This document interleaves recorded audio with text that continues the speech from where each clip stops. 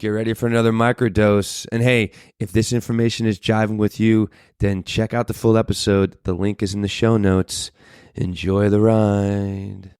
Real quick, man. I just want to kind of give a little bit of data on that. So, while you were talking, I just typed into Chat GPT. What are the scientific studies done on stress and wellness? And chronic stress can lead to cardiovascular sickness because the cortisol and inflammation. Long-term stress leads to elevated levels of cortisol, a hormone that can increase inflammation and contributes to plaque buildup in the arteries, which can lead to heart disease. Blood pressure. Chronic stress has been linked to elevated blood pressure, heart rate variability, which stress can reduce.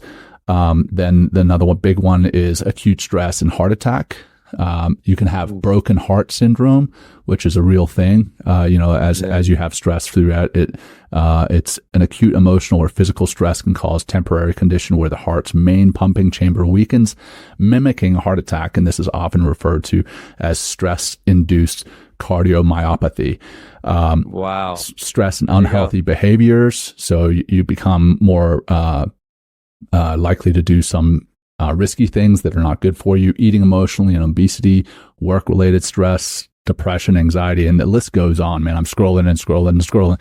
Yeah, and then there's multiple studies, like thousands. So there's a direct link. Yeah. There's a direct fucking link, and this is a great way to detach from that catastrophe that John's talking about, you want to waste your time, you want to use your time right now, and be responsible of your time right now and become more mindful, get to know your breath, begin to practice, begin to calm down, alleviate that stress and anxiety, then do it. Or do you want to take your time 4 or 5 years from now where you can't work, right? You can't walk, or you have some sort of a time frame that you got to work months and months and months to get back to just a basic baseline of health that you can actually function on your own. So the choice is yours, right? Again, keyword here is this is preventative, and and that little bit of time investment, that little bit of money investment can save you a hell of a lot of heartache, a hell of a lot of physical pain in the future, and a hell of a lot of wasted time because you're not using your time right now in order to step up and take this opportunity to shift what's going on the inside. Yeah. So what's keeping us from stepping up and taking that opportunity, right? Resistance, right? The war of art. And it's funny, man.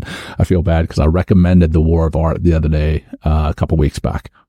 And, and I said, it's Stephen Pressfield. And, the guy picked up The Art of War, also a fantastic read, but The Art of War is Sun Tzu. Two very, very different reads. So the War of Art in that book that Will's holding up, it's Stephen Pressfield. He talks about resistance and then becoming going pro in the book. Will's Going Pro is the second book. Going Pro is the second book. Great book. Yeah, but Going Pro is defined in the War of Art. Oh, yes, of course, yeah. So, but basically resistance is, we use excuses like, I don't have time. We get wrapped up in our work. We get wrapped in our ego. What feeds our ego? Well, we get recognized for the amount of work that we have in a day. We feed our ego by looking at our calendar and being like, oh my gosh, I have 50 meetings today. I am such a great person. Right. I'm so important. But what could you do if you allowed yourself time to get up and go move your body like we talked about? What are some other examples of the resistance? Well, I mean, he talks. There's many. It's he talks about many different forms. It's going to show up. So whether it's victimhood or whether you're self-medicating or drama or your resistance with trauma or sex, there's so many things that are always, the mind is always going to present you with something to go to one of two places. All the mind knows, right, is two things. It knows the past or the future, but what it's always seeking is more, and it's more of what it loves or more of what it knows. That's it. So if you want to stay in the mind and get drug around by the mental thoughts and the emotions that arise with them, then the resistance is going to be a part of that. And the resistance is always going to be there, and it's going to show up time and time and time again, especially when you try to do something new. But that's what being calm and getting to calm and getting more mindful is going to help you to do, because then it's like, wait, I've been down that path before. Mm-hmm. Do I want to go down that path again? What are the results of when I typically go down that path, right? And do I want those results in this moment right now? Or I can be like, hey, all right, don't want to go there. What's the next step I can, what's the step I can take over here in order to change? And as soon as you start to make change, the mind's going to be like, you're not serving the mind right now, right? More of what I love and more of what I know. And it'll try to put some sort of roadblock, which Stephen Pressfield talks to as, which he refers to as resistance. And it's interesting because he defines resistance not just as an idea, but an actual identity. And I like that he says like an actual entity. That's it, more of the word, more of an entity that is within all of us and around us all the time. And he very succinctly and so beautifully writes, he goes, resistance is a universal force that acts against human creativity and endeavors. It's described as a faceless, formless, and heartless energy whose sole purpose is to prevent individuals from starting and completing their creative work.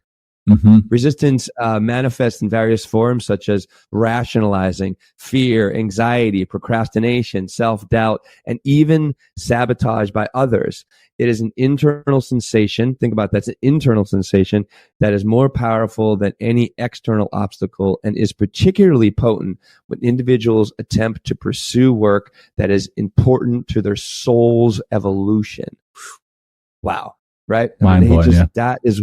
I know, really mind-blowing. And he really hits on so many levels. And really, that's kind of, I love those last two words, is what all this mindfulness and everything we're talking about in wellness is the soul's evolution, right? Really upgrading that operating system, upgrading that software, because we can try to deny our energetic soul self that we are, right? But that's who we are. And that's who we're, if you really want to, that's who we're trying to get to a little bit more every single day. Hey, thanks for joining us on this journey. Small doses lead to big changes. If you're vibing with this snippet, then take a listen to the full episode by clicking the link in the show notes. If you would like to plug in deeper to what we're doing, head to mentalkingmindfulness.com or text MTM to 33777. Until next time, peace.